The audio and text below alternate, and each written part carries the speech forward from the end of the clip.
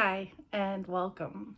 This is Quick Jen with another video on Malazan and humor. Before I dive into the funny stuff, I just want to take a moment to say thank you so much to everyone who liked, commented, or shared my first video. In particular, a big thank you to Stephen Erickson for posting it on Facebook. The response was absolutely incredible and I am truly grateful. There's so much more I could say, but I'm assuming most of you are here for the funny Corabb stuff, so I will save the rest of my gushing for afterward. If you are here for the sappy stuff, I don't know what kind of channel you think this is, but we save that for the end. Because the real reason for today's video is Corabb Bhilan Thenu'alas. I don't know why that is such a fun name to say, but I love it. I am guilty of forgetting the names of real people whom I've met on multiple occasions, but my brain can whip out Corabb Bhilan Thenu'alas, drop of a hat. Some of Corabb's funniest scenes involve his luck in battle, and I probably could have done an entire video focused on that alone. In fact, I had to scrap my first attempt at this video because I pretty much ended up just recounting all of his battle scenes. If I could only have one point of view for every battle, I would absolutely choose Corabb's, because they are simultaneously some of the most badass and hilarious battle sequences in these books. But I'm going to show some restraint and only recount the first battle scene, since it's a great example of what makes them so amazing. So it's Corabb's first battle with the Bone Hunters, and when the call for retreat comes, Corabb suddenly finds himself in front of a line of soldiers with crossbows. There's no way all of them are going to miss, and in a panic, he drops his axe and rides his horse straight into the side of a mess tent. Just before they shoot, Corabb's horse goes down, tangled up in the tent, and Corabb gets thrown. So the bolts all miss. Corabb and his horse both somersault separately across the collapsed tent and somehow land upright. Corabb hops back on his horse and rides off, completely unscathed, and the Bone Hunters are left wondering what the hell just happened. I love that we're allowed to put the pieces together over time when it comes to Corabb's luck in these scenes. Him riding a helmet on the wave of an explosion, an ambush that results in nothing more than 2 arrows lodged in the lance across his back, and his narrow escape from a lap full of active munitions in the dust storm. They all come together to form this epic tale of Corabb's luck in battle that I don't think would have had the same impact if it had been spelled out for us ahead of time. There is one more scene I need to mention regarding Corabb's luck, because it's a joke I don't think I got the first time around. At one point as they're marching towards Ygatan, Corabb remembers a visit with a seer, which I've always assumed was connected to Corabb's blessing by Oponn, but wasn't entirely sure how. What I remember most about it, though, is that in the middle of the conversation, she reaches over and tugs on Corabb's penis.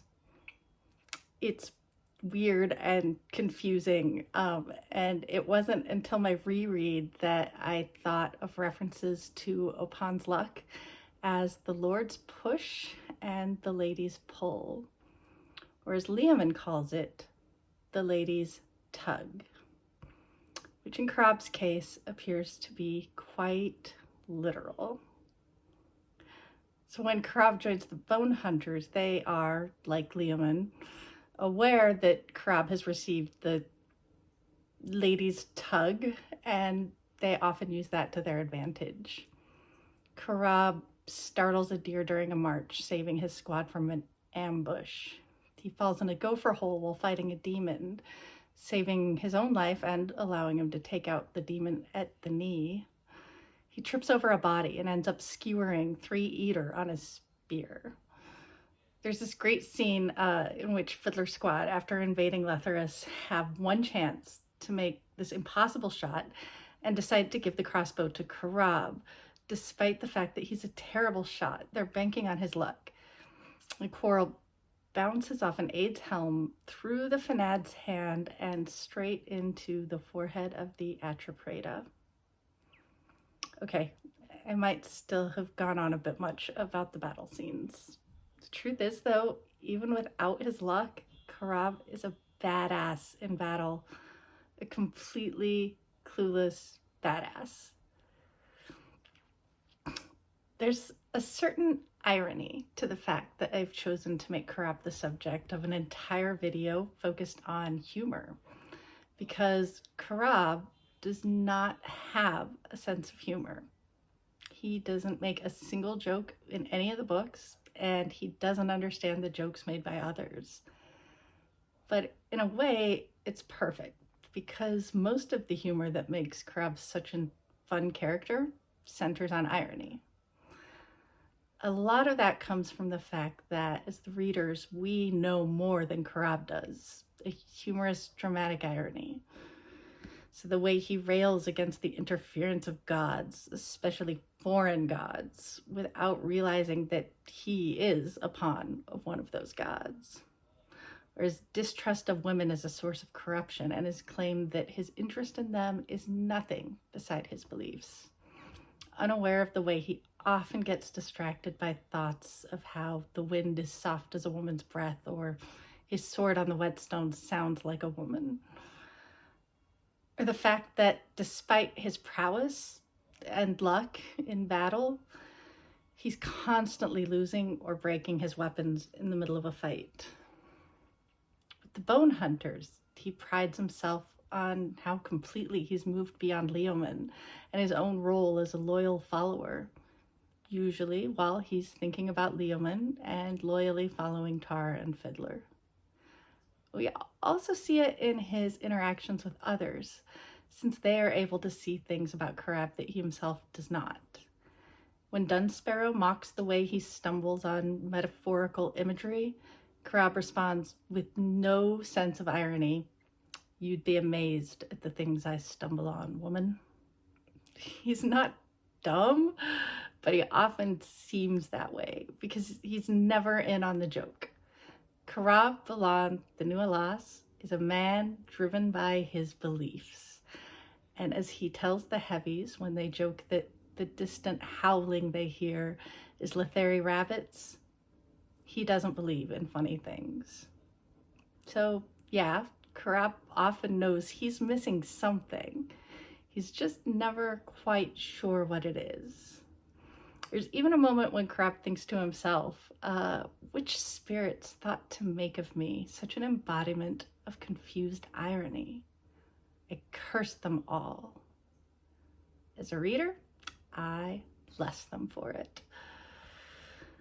Corabb is also a great example of how humor is used to help us relate to a character that might otherwise be difficult to connect with. Corabb's a true believer. Other less generous descriptions might include fanatic, zealot, extremist.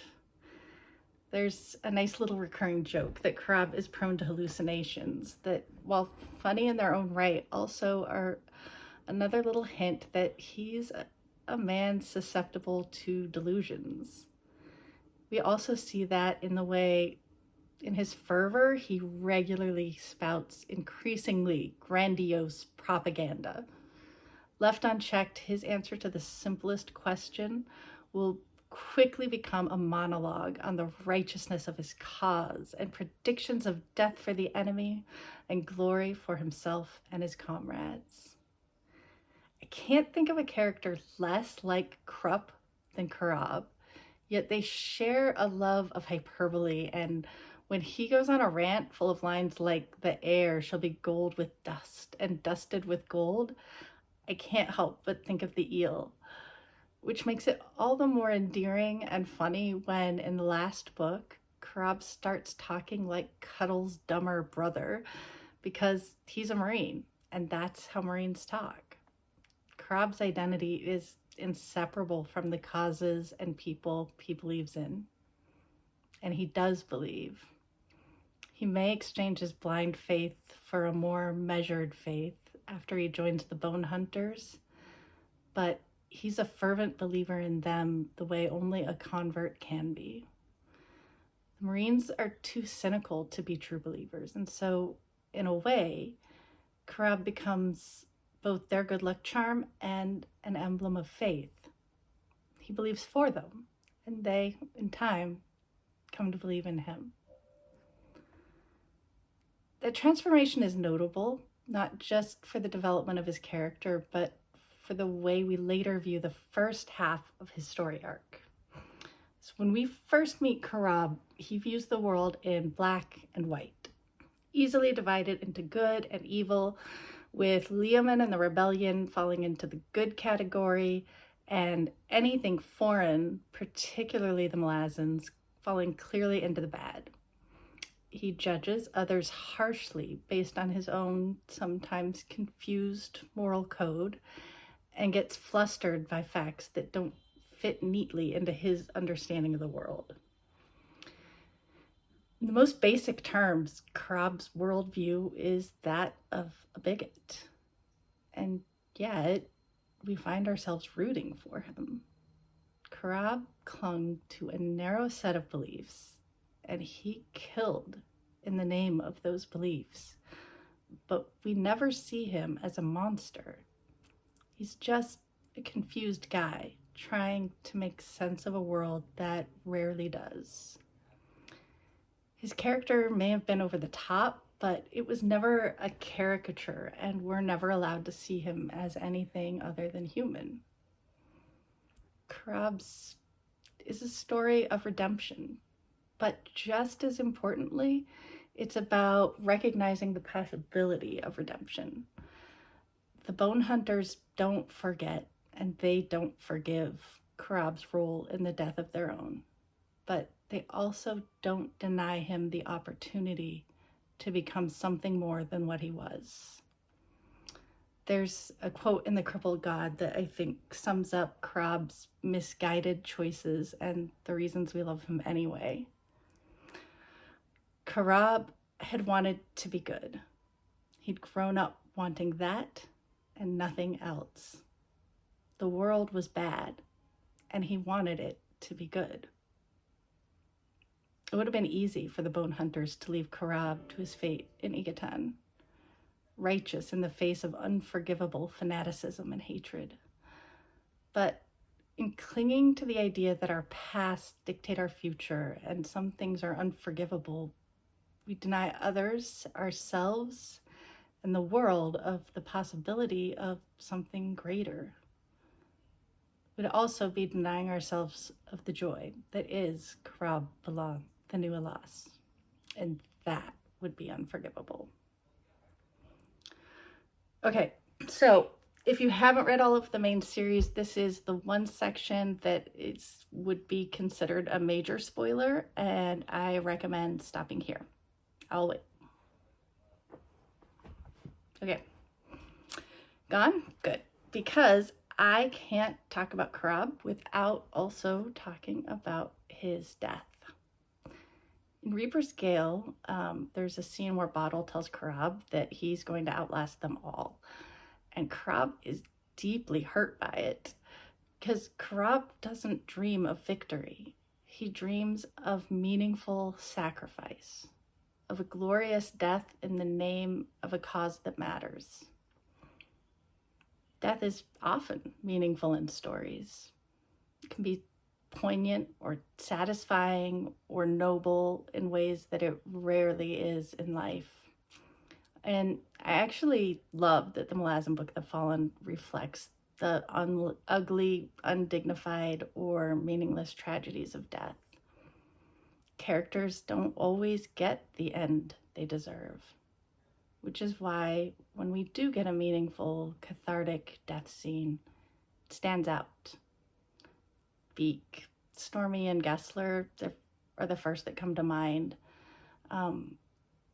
With Corabb, however, we don't actually see his death firsthand. Instead, we hear of his heroic last stand over the body of the crippled god as a story shared between soldiers.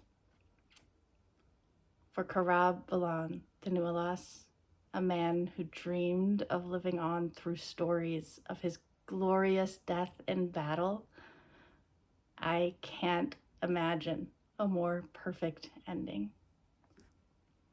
So that wraps up my thoughts on Corabb, which means it's time for the gushy stuff. When I posted my first video, I was just hoping maybe a few people would see it and possibly even enjoy it. So the idea that Steven Erickson might not only watch it, but share it, followed by the overwhelmingly positive response from so many of you, is still so mind-boggling that even now I'm having a hard time putting it into words.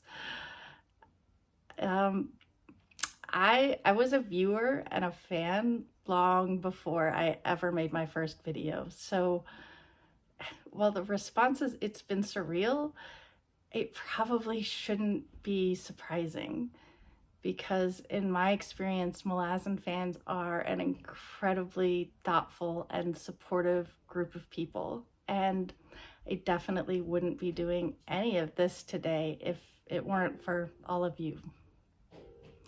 So, all right. Thank you again, and I hope you enjoyed this video. On to the next.